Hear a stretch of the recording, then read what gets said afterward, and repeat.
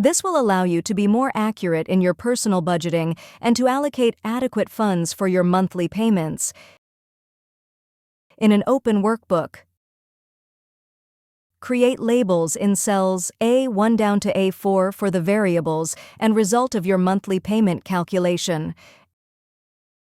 Enter the variables for your loan or credit card account in the cells from B1 down to B3 to create your Excel formula.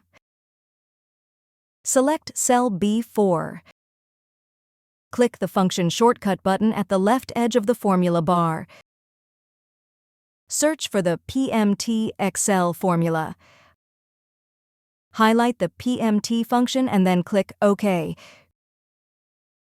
Create references to the cells in which your details have been entered.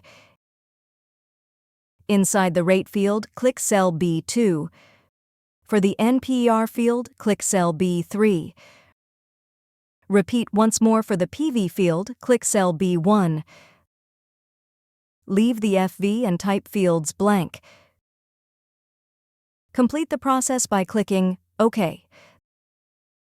The calculated monthly payment will be shown in cell B4. If you found this video helpful, please click the like button and subscribe to our channel for even more helpful tutorials.